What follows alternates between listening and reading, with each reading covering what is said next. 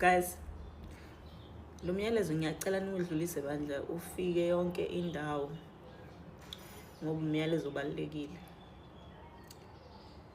Mhla 30 June guys akulona usuku lokuthi siluthe. Mhla 30 June akulona futhi usuku lokuthi sihambe sifuna abantu sibakhiphe endlini. Abantu bokufika sithi abaphume sibashaye sibalimaze. Ngiyacela bandla nikususe lokho emqondweni wenu mangabe beniplane lokho ngiyacela. Ngoba masingenza lokho sizosheshe siqede le party kanti kusa-early. Yabo.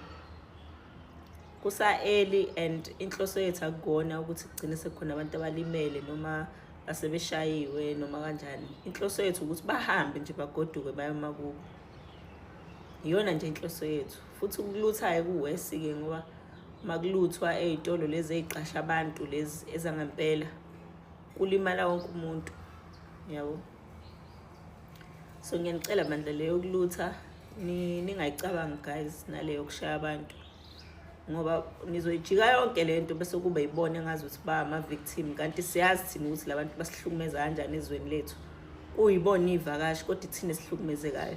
So naqala nje nakwenza lokho umhlaba wonke uyobusa ubone ngazi ukuthi vele ithina sisukela abantu aba innocent kanti akunjalo. Siyazi thina inkinga esibhekana nazo ngenxa yalabantu. So ngikhumbula nje ngo2021 khathi kukhona lokulutha lokho akwenzeka. Abangaziyo ke bazosho even nangaleso sikhathi ukuthi mina umuntu oqala nqa owasebenzisa wona futhi social media ngahamba ngathi mina kubantu asamso clean endaweni zethu emalokishini. Saqala kaMashu ngabona nezinye indawo ke iqala zithi ziyacleana nazo endaweni zabo. Kwakudabukisa mfethu ungena kuleza idolo Shoprite obani oSpa ubone nje umonakalo esiwenzakalile till today ezinye idolo akazize recover from lokho. Abantu abahlupheka yithina. Azange kuze kuhlupheke labantu labo besasibaluthela kwahlupheka thina. Yabo singasakwazi ukuthenga amagrosa abanye abasanazo ngisho indawo zokukhipha imali sefanele baye kude.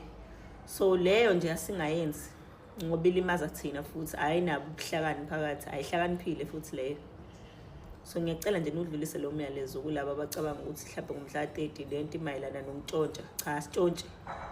Umntshontsha nje guys cha sihambisani nakho. Yabo. Lempi yona sizoyilwa futhi sizoyilwa kahle nje singajahile nabahambayo njengoba behamba nje manje kusamanje kuzoba wesi. Kodwa thina njengoba sisho ukuthi mekusha umhla 30 bengahambile sizoqhubeka sidile nohulumeni wethu.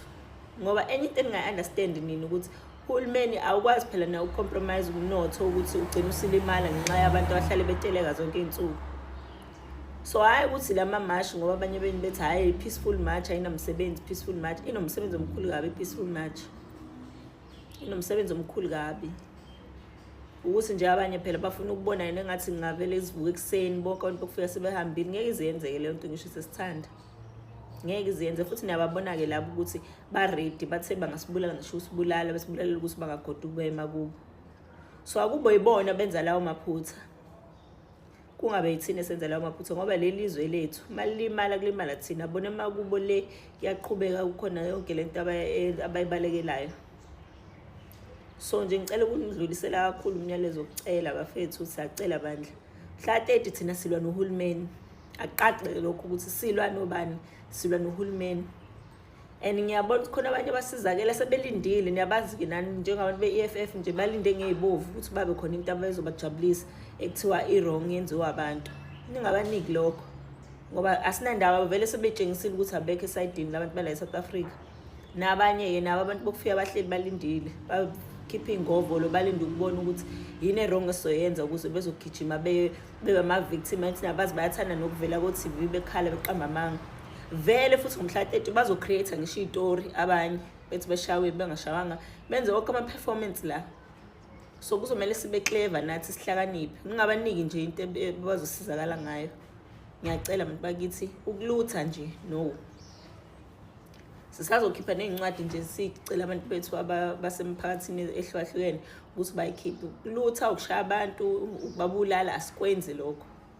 But yena uhulumeni kumele azi ukuthi sesikhathele. Kumele asheshise abathathe labantu ngoba nabo bayadelela benjalo nje bayeyisa. It's not like bahleli la ba-innocent, bayeyisa benjalo bayalokhu bestrinisha bethi abayindawo, uzobabona nje ukuthi bakhuluma kangakanani. Kodwa-ke asiqhubeke thina silwe nohulumeni, ngoba at the end of the day uhulumeni ana-choice. Mase sithe asabafuni isikhathela sisabafuni, akukho futhi enye into abangayenza ukuthi basihlalise nabantu esingabafuni ngenkani. Kodwa-ke umyalezo obalulekile lowo. 30 June